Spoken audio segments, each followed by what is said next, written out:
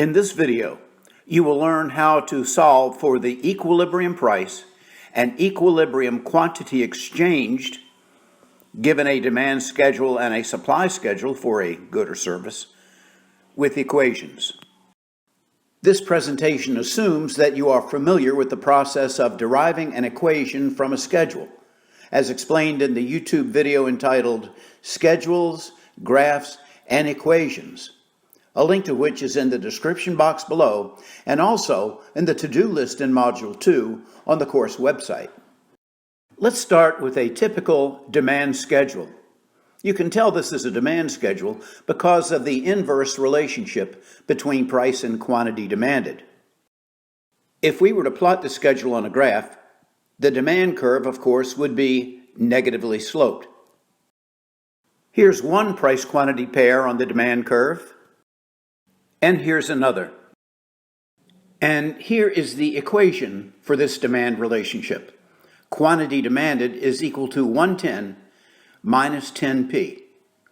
Now, if you don't remember how to do this, check out the video Schedules, Graphs, and Equations to refresh your knowledge. The link is in the description box. And here is a supply schedule. Note the direct relationship between price and quantity supplied. Here, of course, is the supply curve with its positive slope. And here is the equation. Quantity supplied is equal to 0 plus 12p. Or simply, quantity supplied is equal to 12p. So now we have these two equations. Quantity demanded is equal to 110 minus 10p. Note the minus sign in front of the price variable.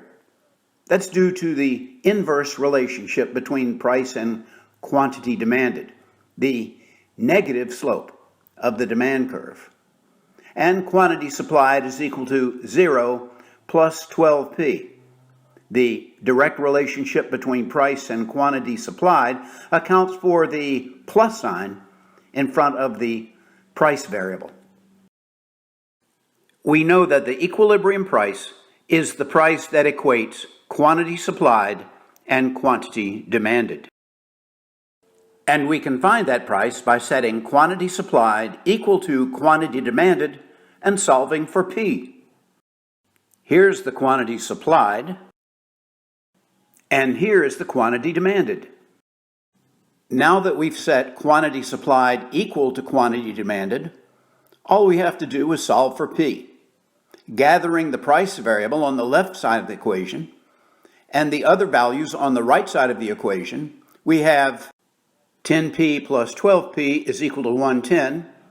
That's 22p is equal to 110.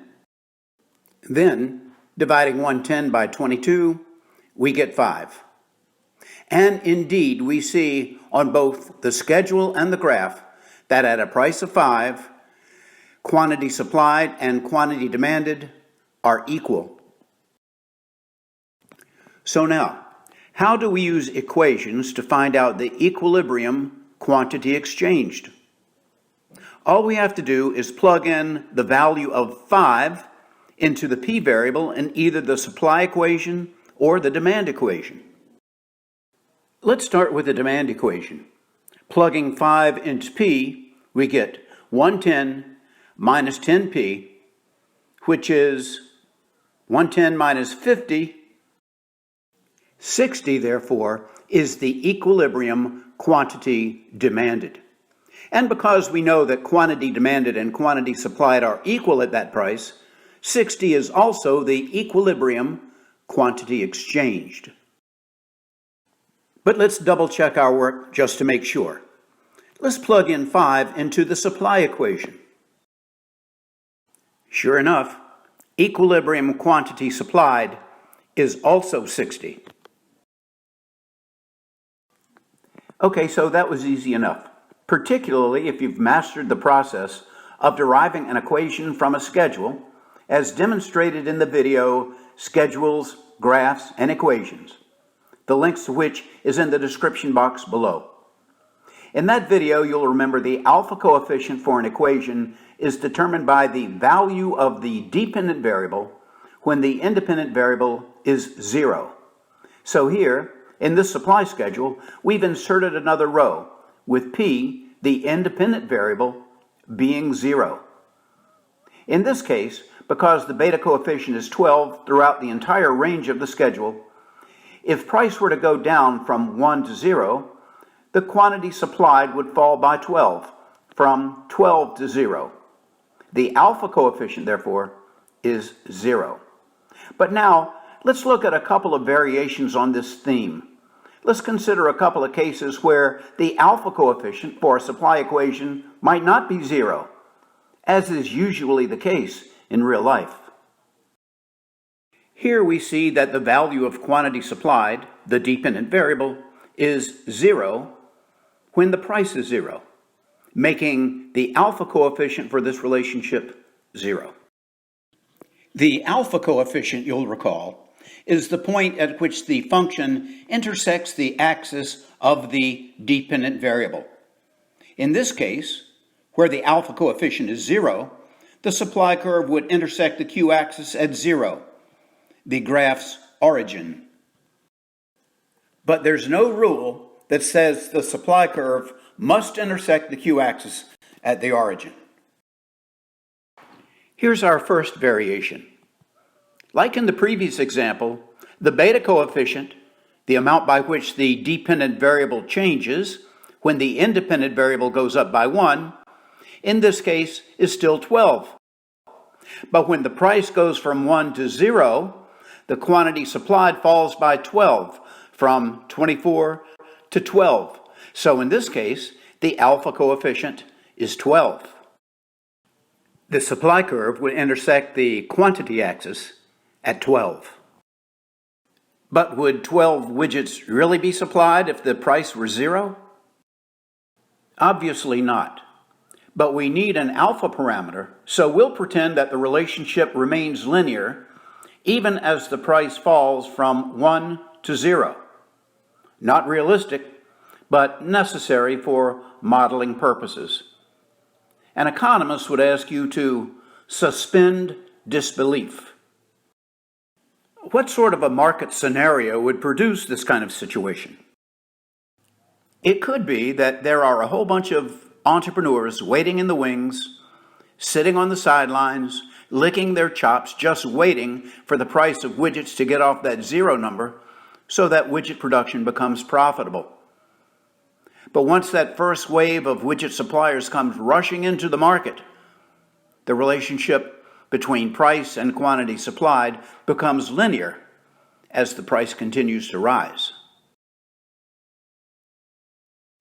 Here's another possibility. As you can see on the schedule, when the price is 0, 1, and 2, quantity supplied is 0. No widgets are made available for sale until the price that consumers are willing to pay reaches $3. There is no supply curve at a price below $3, but from $3 and up, the supply curve is linear.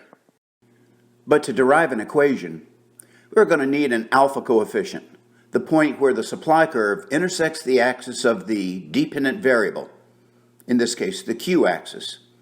You can't see that point as the graph is drawn here. So to interpolate that point, we need to make an assumption. And that assumption is that the relationship between price and quantity supplied remains linear, even at a price below $3.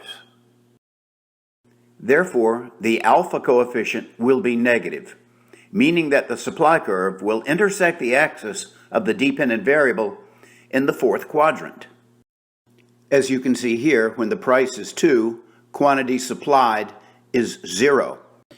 And here, when the price is 0, quantity supplied is negative 24. What is meant by a negative 24 quantity supplied? Well, it has no practical, real-life meaning. It's just an imaginary but necessary number, and we'll need to utilize it in this case if we're going to represent the relationship with an equation. Okay, so let's do some practice problems. We'll start with an easy one. We'll start first with the demand equation. Now, we'll need to make some room on that demand schedule for a price of 0 so that we can determine the alpha coefficient.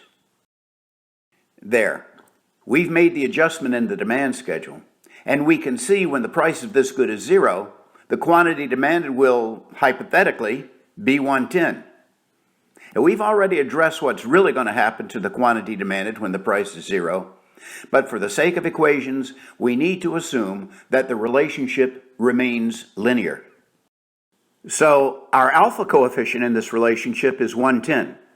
The beta coefficient, the amount by which the dependent variable changes when the independent variable goes up by 1, is, as you can see, minus 10. That minus sign indicates that the relationship between price and quantity demanded is inverse and accounts for the negative slope of the demand curve. You can always spot an inverse relationship in an equation when the beta coefficient is negative. Now let's do the supply equation. This one is very convenient because when the price is 0, the quantity supplied is 0. We don't have to make any assumptions, interpolations, or suspend disbelief. It's very straightforward. The alpha coefficient for this equation is 0, and the beta coefficient, as you can see, is positive 10. And that beta coefficient of 10 is constant throughout the entire schedule. That's what makes the function a straight line. We know that the equilibrium price is that which equates quantity demanded and quantity supplied. So setting quantity supplied equal to quantity demanded, I always find it easier and more convenient to put quantity supplied on the left-hand side of the equation. We have 10p is equal to 110 minus 10p. That, of course, gives us 20p is equal to 110, and therefore p is equal to 5.5, $5.50.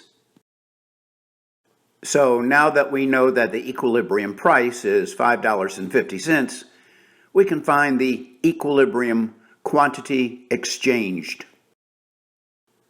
We only need to plug 5.5 into either equation and solve for quantity demanded or quantity supplied. Let's solve first for equilibrium quantity demanded. As you can see, quantity demanded is equal to 110 minus 55, which is 55.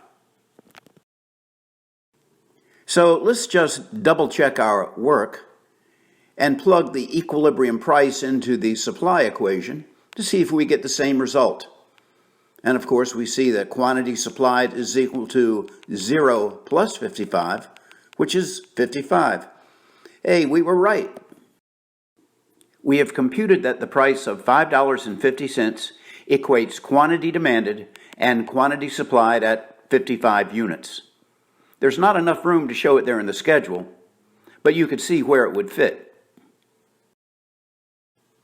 This one's a little bit harder, but if you can do this one, you can do all of them that you might see on a test. Pause the video and see if you can solve for the equilibrium price and equilibrium quantity exchange. The answer's on the next slide. Don't peek. How'd you do? The equilibrium price was 6, and plugging that back into either equation, you get an equilibrium quantity of 50. The answer, as it turns out, was in plain sight. Don't expect the answer to be so obvious on the test, but regardless, you have the tools to find the solution. Post questions and comments to the Module 3 forum on the discussion board.